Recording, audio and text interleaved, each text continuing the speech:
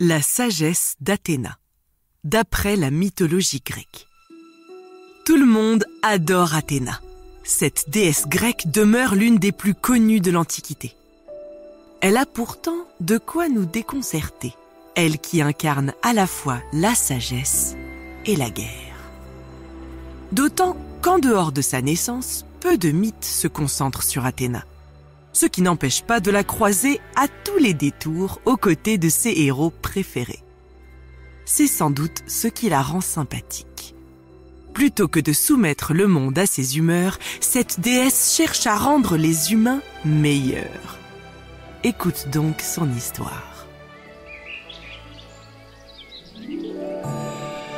Athéna était la fille préférée du roi des dieux, Zeus. D'abord, c'était son aîné, le fruit de son premier mariage avec Métis, la déesse de la ruse. Et Gaïa, la déesse de la terre à l'origine de tout, avait prévu que cet enfant serait son plus grand atout. Mais son père gardait aussi un souvenir ému de sa naissance. Car l'oracle de Gaïa ne s'était pas arrêté là. Après cette fille providentielle, Métis enfantera un fils qui causera ta perte. Métis avait alors imaginé un subterfuge. Avale-moi, Zeus. L'enfant que je porte vivra en toi et ce sera le dernier. Le roi des dieux avait obéi. Quelque temps plus tard, c'est donc de sa tête qu'Athéna sortit, en tenue de guerrière, enfantée par son père. Mais, même sans cela, un regard aurait suffi à Zeus pour aimer la déesse aux yeux clairs. Car dans la puissance d'Athéna, dans son ardeur, il voyait un miroir de son cœur. Héra, sa nouvelle femme, ne s'y trompait pas, et elle jalousait Athéna. Tu la préfères aux enfants que je t'ai donnés ? Craignant que sa femme lui nuise, Zeus envoya la jeune fille vivre chez son neveu, Triton. Ce fils de Poséidon, le roi des mers, vivait sous l'océan, bien loin des cimes de l'Olympe et de la haine d'Héra. Athéna passa là de fort belles années. Les naïades, filles de Triton et des nymphes, offraient une compagnie charmante. L'aînée surtout, Pallas, devint son amie et sa confidente. Les deux filles étaient inséparables. Elles adoraient sillonner les mers sur le char de Triton. D'un simple souffle dans sa trompette coquillage, le dieu à queue de poisson déchaînait les vagues ou calmait les tempêtes. Sa puissance faisait tourner la tête. Elle s'entraînait aussi au combat. Athéna retenait son bras, car la naïade, contrairement à elle, était mortelle. Mais Pallas ne manquait pas pour autant d'habileté ou d'audace. Un jour, Zeus, les regardant depuis l'Olympe, surprit les jeunes filles en plein combat. Tête baissée, Pallas se jetait sur la déesse, tandis qu'Athéna tenait sa lance au-dessus d'elle pour l'épargner. Pris d'une crainte inutile, Zeus lança son bouclier devant sa fille chérie. Pallas, surprise, se redressa et la lance d'Athéna la transperça.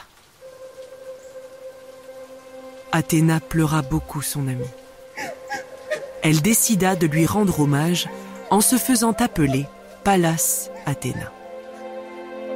Ainsi se souviendrait-elle qu'avec la puissance vient une responsabilité, celle d'éviter la souffrance.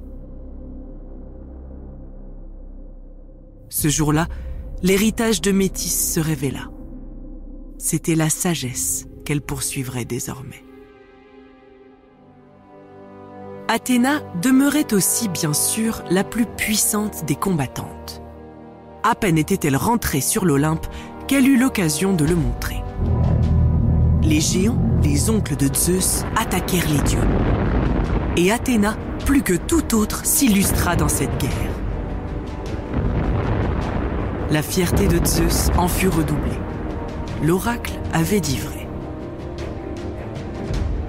Mais contrairement à Arès, son frère, dieu des guerres meurtrières, Athéna n'y voyait qu'un mal, parfois nécessaire. Lorsque son père lui demandait conseil sur les affaires du monde, c'était bien plutôt vers la paix qu'elle tendait. Athéna redoutait en effet les funestes passions des dieux. Les immortels oubliaient souvent les conséquences de leurs actions. Comme Triton soufflant la tempête, ils n'hésitaient pas à créer les pires maux pour des mortels qu'ils oubliaient aussitôt. Les humains, à vrai dire, étaient plus intéressants pour Athéna. Ces hommes et femmes, en prise avec la mort et le temps, étaient bien plus enclins à se questionner, à espérer, à s'améliorer que les dieux. Pour eux, chaque instant, chaque décision comptait. Athéna adorait les accompagner dans ce chemin, en espérant elle-même être plus sage demain. Combien de héros bénéficièrent de ses soins? Persée reçut d'elle l'épée qui vainquit la Méduse. Elle construisit pour Jason un navire, l'Argonaute, pour conquérir la Toison d'Or. Hercule lui-même eut recours à son aide. Elle était partout dans les affaires humaines. Malgré tout, l'Olympe est si loin de la Terre qu'on en oublie facilement les leçons. C'est ce qu'a pris Athéna un soir où les dieux festoyaient chez eux. Le banquet touchait à sa fin lorsque Eris, reine de la discorde, sortit une pomme d'or. On pouvait y lire « Pour la plus belle ». Naturellement, j'ai pensé à Aphrodite. La déesse de l'amour se rengorgea. Mais revient-elle plutôt à notre reine, Héra? Celle-ci se dressa. Ou à Athéna, la déesse aux yeux pères? Athéna pouvait-elle succomber à un si vulgaire appât? Son ego, hélas, l'emporta. Les trois déesses se chamaillèrent si bien qu'elles finirent par prendre leur roi à partie. Choisir entre sa femme et ses filles, Zeus n'était pas si fou. Puisque c'est ainsi, allez trouver quelques mortels pour vous départager.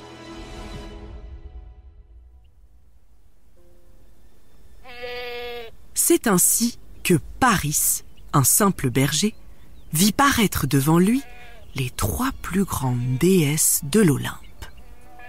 Héra lui garantit d'en faire un roi s'il la choisissait. Athéna lui proposait la gloire, tant de héros la lui devaient. Mais ce fut Aphrodite qui emporta son choix. « Tu seras aimé de la plus belle des femmes », avait-elle promis. Paris lui tendit le fruit. Il scellait là son sort et celui de la Grèce. Car la plus belle femme du monde, Hélène, était déjà mariée. Elle régnait sur Sparte aux côtés de Ménélas. Qu'à cela ne tienne, Paris l'enleva et la conduisit bien loin dans la ville de Troie. Les rois grecs, aussitôt, unirent leurs vaisseaux pour partir venger Ménélas. La guerre de Troie était déclarée et durerait 10 longues années. Combien de vies eussent été épargnées si Athéna avait refusé la discorde? La guerre désormais faisait rage, au grand bonheur de son frère Arès. Il combattait aux côtés des Troyens, n'hésitant pas à descendre sur le champ de bataille pour prolonger le fracas des armes. Athéna, elle, se tenait auprès des Grecs. Elle tentait d'apaiser leurs esprits, échauffés par des années de siège. S'ils se battaient entre eux, la guerre ne finirait jamais. Dans ses efforts, elle put compter sur un précieux allié. Si Athéna avait eu un fils, il aurait sans doute ressemblé à Ulysse. Guerrier tenace, le roi d'Ithaque était aussi un merveilleux stratège, dont tous écoutaient les conseils. Et il n'avait qu'une envie, lui aussi, mettre un terme à ce conflit qui, depuis 10 ans déjà, les retenait. La déesse aux yeux pères adorait l'observer. Tout chez lui la réjouissait. Son intelligence, sa sagesse, ses fourberies aussi parfois, car Ulysse était un homme aux 1000 ruses. Et dès qu'elle le pouvait, elle le soutenait. Elle était bien sûr à ses côtés lorsqu'Ulysse enfin trouva le moyen d'arrêter les combats. Les Grecs firent semblant de partir et, en signe de reddition, laissèrent aux Troyens un gigantesque cheval de bois. Une offrande pour Athéna. Les Troyens, fous de joie, introduisirent la statue dans leur mur. La nuit, des centaines de guerriers en sortirent et saccagèrent la ville. Enfin, Troie était tombée. Cette maudite guerre était finie. Athéna, plus que tout autre, s'en réjouissait, car elle savait bien sa culpabilité. Pour son cher Ulysse, cependant, commençaient de nouveaux tourments. À peine avait-il quitté Troie que son navire échoua sur une île peuplée de Cyclopes, fils de Poséidon. Il ne put se sauver qu'en tuant l'un d'entre eux. Le roi des océans, furieux, poursuivit Ulysse de sa vengeance. Pendant des années, il le jeta de Charybde en Scylla, multiplia les tempêtes et les épreuves. Athéna était navrée de voir son protégé malmené. Mais comment s'y opposer ? Poséidon avait perdu un enfant. Un jour, enfin, elle alla trouver Zeus. « Mon père, sans Ulysse, cette guerre injuste que nous avons provoquée et qui déchirait même les dieux, cette guerre encore durerait. Voilà 10 ans que Poséidon exerce son châtiment.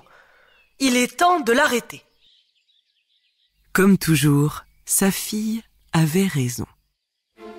Zeus autorisa donc Athéna à intervenir. Avec son aide, bientôt, Ulysse retrouverait sa place sur le trône d'Ithaque. Poséidon, lui, enrageait. De quoi se mêle donc Athéna ? Mais comment se venger de la favorite de Zeus ? Une occasion bientôt se dessina. Zeus avait réuni les dieux. J'aimerais vous confier à chacun une région, à prendre sous votre protection. Athéna n'attendait que cela, elle qui aimait tant conduire les affaires des hommes. Elle avait même une terre de prédilection. Père, j'aimerais veiller sur l'Attique. Poséidon, aussitôt, se dressa. Moi aussi je revendique l'Attique. Favoriseras-tu encore une fois Athéna, mon frère, roi des dieux ? Zeus évita la provocation. Vous offrirez chacun un présent aux habitants. Ils choisiront le dieu qu'ils voudront honorer. Hermès, le messager des dieux, prévint le roi de l'Attique, Kécrops. Quelle effervescence ce fut alors ! Toute la population, hommes, femmes, vieillards, enfants, se réunit dans la capitale. Personne ne voulait rater l'apparition des dieux. Soudain, un grondement se fit entendre. Affolée, la foule vit surgir de la mer au loin une vague surnaturelle, une gigantesque déferlante qui menaçait de les engloutir. On s'apprêtait à fuir quand Poséidon, sur son char triomphant, fendit l'eau. La vague aussitôt reflua, laissant le dieu tonner dans l'agora. Peuple de l'Attique, vous êtes aussi indomptables, aussi fiers que l'océan. Sous ma protection, vous étendrez votre joug sur toute la Grèce. Vous pourrez compter sur la mer, mais vous serez aussi les plus rapides sur terre, car mon présent est aussi fougueux que vous. Poséidon frappa alors le sol de son trident, et un magnifique étalon noir apparut. Quel cheval! Quelle promesse! le peuple de l'Attique se sentait pousser des ailes. Athéna pourrait-elle mieux faire? Il s'impatientait quand le sol de l'agora se mit à craqueler. En jaillit un tronc gris qui s'épaissit et se noua sous leurs yeux, étendant bientôt ses branches. Celles-ci ensuite bourgeonnèrent et en éclorent des feuilles et des fruits d'un vert lumineux. Un murmure déçu parcourut la foule. Un arbre. La déesse de la guerre leur offrait un arbre.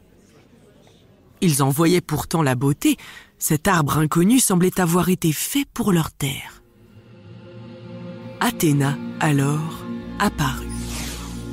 Avant de penser au combat, vous avez une terre à développer. Il vous faut la cultiver et en tirer les fruits. Cet arbre que je vous offre est un olivier. C'est la voie vers la paix et la postérité. Ensemble, nous pouvons faire de l'Attique la plus grande des civilisations. Il était temps de choisir. La plupart des hommes rejoignirent Poséidon. Ses ardeurs belliqueuses les tentaient plus que la paysannerie. Mais quand les hommes bataillaient, les femmes, elles, devaient pleurer les absents et subir les pénuries. Elles en avaient assez. Toutes allèrent se ranger du côté d'Athéna, rejointes par les vieillards qui savaient le prix de la guerre. Bientôt, la foule fut ainsi répartie, et le résultat était sans appel. Athéna serait la protectrice de la ville, qui prit le nom d'Athènes. Bientôt sur l'acropole se dresserait son plus grand temple, le Parthénon. Athènes vénérait Athéna, et la déesse le lui rendait bien. Toute son énergie se consacrait désormais à ses habitants, qu'elle aidait à cultiver leurs terres, mais aussi leurs esprits. Sous son égide, Athènes devint la première démocratie, le premier État gouverné par son peuple et son vote. Elle en fit aussi la ville des philosophes, ceux qui aiment la vraie sagesse. Non pas celle qui sait, mais celle qui se questionne. Grâce à elle, l'héritage d'Athènes et des Athéniens continue de nous accompagner au quotidien. Pourtant, Athéna ne put jamais s'en satisfaire totalement. Car Poséidon, vexé, était entré dans une terrible colère. Dans sa folie, il avait obtenu de Zeus que les femmes, ces femmes qu'il avait rejetées, ne puissent plus voter. Athènes en demeurait entachée.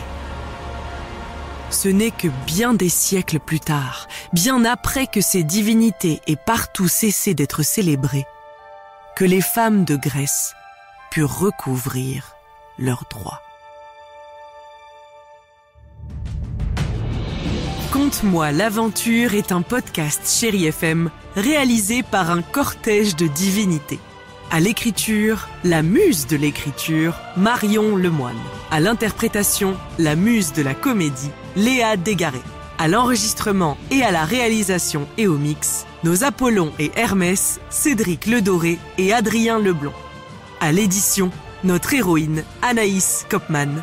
À la production, la reine de l'Olympe, Anne-Cécile Kiry. Aujourd'hui, on pense à une autre naissance, celle de la petite Léna. Qu'elle grandisse sous l'hospice d'Athéna. On espère que cette histoire t'a plu. Si tu aimes la mythologie, tu peux aussi écouter notre épisode sur la naissance des dieux.